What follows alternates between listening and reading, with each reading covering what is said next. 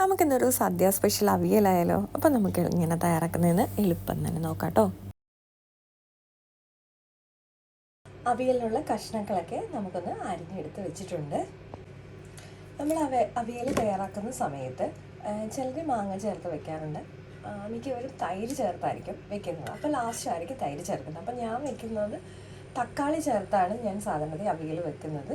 അപ്പോൾ അതുകൊണ്ട് ഞാൻ ഈ സമയത്ത് തന്നെ തക്കാളി അരിഞ്ഞതും കൂടെ ഇതിനകത്തോട്ട് ചേർത്ത് കൊടുക്കും. ഇതിലേക്ക് ഞാൻ ലേശം കറിവേപ്പില ഇട്ട് കൊടുത്തിട്ടുണ്ട്. അതുപോലെ തന്നെ 2 പച്ചമുളക് കീറിയിട്ടിട്ടുണ്ട്. നമ്മൾ എടുക്കുന്ന കഷ്ണങ്ങളുടെ അളവനുസരിച്ചിട്ടാണ് നമ്മൾ പച്ചമുളക് കൂട്ടി കൊടുക്കേണ്ടത്. ഇനി ഞാൻ ഇതിലേക്ക് ഈ സമയത്ത് തന്നെയാണ് കല്ലുപ്പ് ചേർത്ത് കൊടുക്കുന്നത്.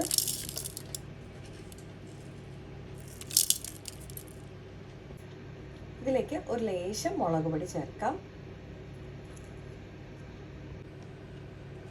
ഇനി നമുക്ക് ഇതിലേക്ക് ചേർക്കേണ്ടത് മഞ്ഞൾപ്പൊടിയാണ്. ആവശ്യത്തിനുള്ള മഞ്ഞൾപ്പൊടി ചേർത്ത് കൊടുക്കാം. കഷ്ണത്തിന് ആവശ്യത്തിനുള്ള മഞ്ഞൾപ്പൊടിയാണ് ഈ സമയത്ത് ചേർത്ത് കൊടുക്കേണ്ടത്. ഇനി ഇതിലേക്ക് ഞാൻ ഒഴിക്കുന്നത് വെളിച്ചെണ്ണയാണ്. ഞാൻ വെള്ളം ഒഴിച്ചല്ല അവിയൽ വെക്കുന്നത്, നമ്മുടെ കഷ്ണങ്ങൾ വേവിക്കാൻ വേണ്ടി വെക്കുന്നത്. അതിന് പകരം ഞാൻ വെളിച്ചെണ്ണയാണ് ഒഴിക്കുന്നത്. ലേശം വെളിച്ചെണ്ണയൊന്ന് ഇതുപോലെ ഒന്ന് ഒഴിച്ചു കൊടുക്കാം. പിന്നെ നമ്മുടെ കഷ്ണങ്ങളൊക്കെ ഒന്ന് അടുപ്പിലേക്ക് വെച്ചിട്ടുണ്ട്. ഇപ്പോൾ ലോ ഫ്ലെയിമിലാണ് ഇട്ടേക്കുന്നത്. നമുക്കിതെല്ലാം കൂടെ ഒന്ന് ജസ്റ്റ് ഒന്ന് മിക്സ് ചെയ്യാം. അതിനുശേഷം നല്ലപോലെ ഒന്ന് അടച്ച് വെച്ച് ഈ എണ്ണയും അതുപോലെ തന്നെ ആവിയിലും ഇരുന്ന് നമ്മുടെ കഷ്ണങ്ങളെല്ലാം വെന്ത് കിട്ടിക്കോളും. അപ്പോൾ നമ്മൾ വെള്ളമൊന്നും ഒഴിക്കേണ്ട ആവശ്യമില്ല. ഇടയ്ക്ക് അടച്ച് വെച്ചതിന് ശേഷം നമ്മൾ ഇടയ്ക്ക് ഒന്ന് തുറന്ന് നോക്കി ഒന്നുകൂടെ ഇളക്കി ഇതുപോലെ ഒന്ന് വെച്ച് കൊടുത്താൽ മതി.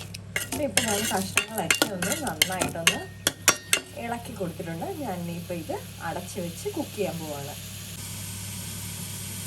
ഞാനിപ്പോൾ ഇത് അടച്ച് വെച്ചിട്ടുണ്ട്. നമുക്ക് സിമ്മിൽ തന്നെ ഇട്ട് വേണം ഇത് പ്രിപ്പയർ ചെയ്യാൻ വേണ്ടിയിട്ട്. ഇടയ്ക്ക് ഒരു 2 മിനിറ്റൊക്കെ കഴിയുമ്പോൾ നമുക്കൊന്നുകൂടെ തുറന്ന് നോക്കാം. ഇടയ്ക്കൊന്ന് ഒരു മിനിറ്റൊക്കെ കഴിയുന്ന സമയത്ത് നമുക്ക് ഇതുപോലെ ഒന്ന് തുറന്ന് നോക്കിയിട്ട് ഒന്നുകൂടെ ഇളക്കിയിട്ട് ഇതുപോലെ ഇട്ടാൽ മതി. ഏകദേശം ഒരു 5-6 മിനിറ്റ് കൊണ്ട് തന്നെ ആവിയിൽ നമ്മുടെ കഷ്ണങ്ങളെല്ലാം നന്നായിട്ടൊന്ന് വെന്ത് വരും. നമുക്ക് അവിയലിനുള്ള തേങ്ങയൊന്ന് ചതച്ചെടുക്കാം. ഇതിലേക്ക് തേങ്ങയും മഞ്ഞൾപ്പൊടിയും കാന്താരിയോ അല്ലെ പച്ചമുളകോ ചേർക്കുക.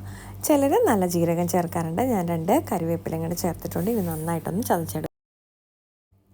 ഇനി നമുക്ക് ചതച്ച് വെച്ചത് നമ്മുടെ വെന്തിരിക്കുന്ന കഷ്ണത്തിലേക്കൊന്ന് ചേർത്ത് നന്നായിട്ടൊന്ന് ഇളക്കി കൊടുക്കാം. തേങ്ങയുടെ പച്ചമണം മാറും വരെ ഒന്ന് ജസ്റ്റ് ഒന്ന് അടുപ്പിൽ വയ്ക്കാം ചെറുതീയിൽ.